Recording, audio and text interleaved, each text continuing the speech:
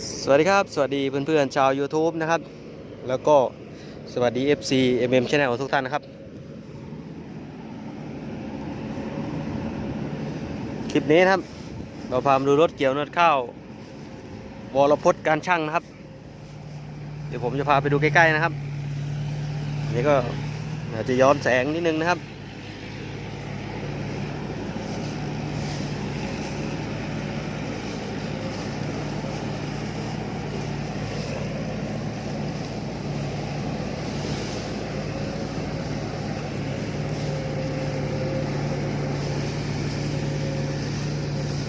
วรพจน์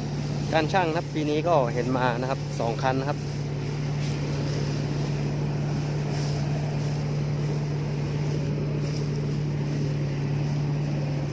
ดูคันนี้ก่อนนะครับ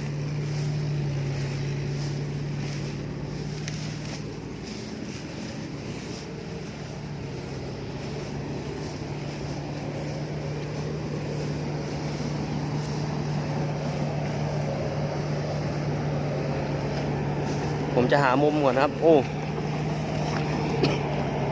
เกือบหมดแล้วครับผมมาไม่ทันครับ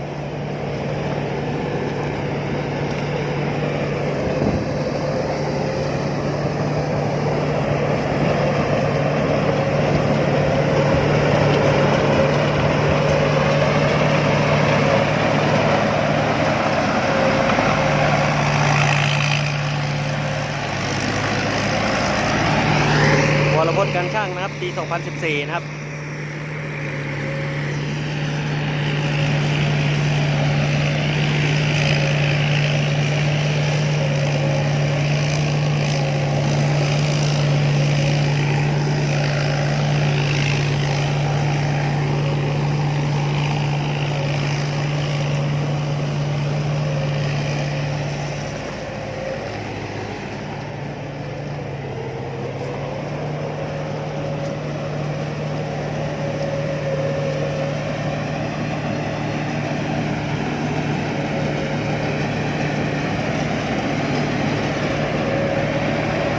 ดิ่งนี้ก็เรียบร้อยครับ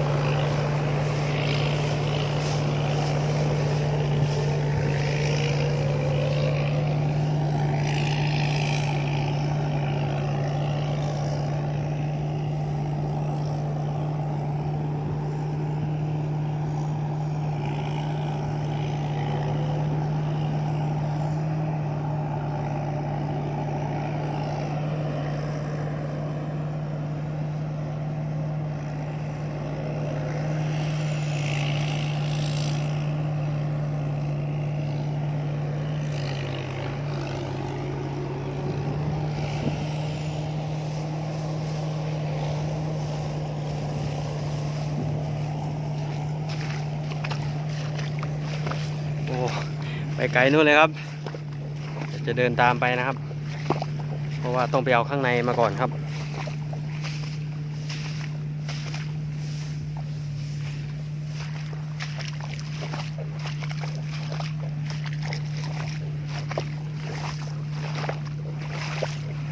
นาแปลงนี้น้ำเยอะมากครับข้าวสุกแล้วฮะน้ำยังไม่แห้งเลยครับ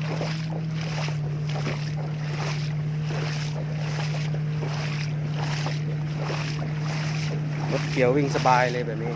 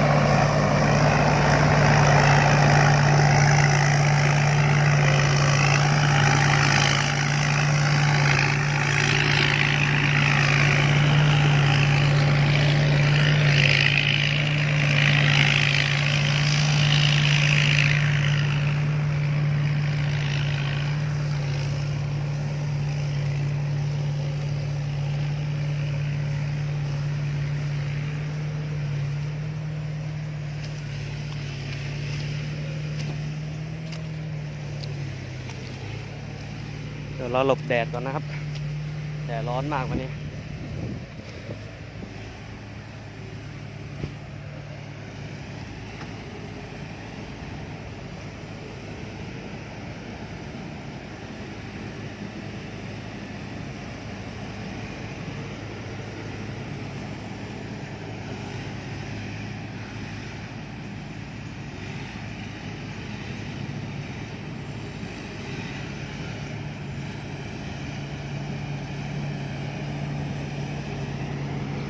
มาแล้วครับเดินตามกว่าจะทันนะครับ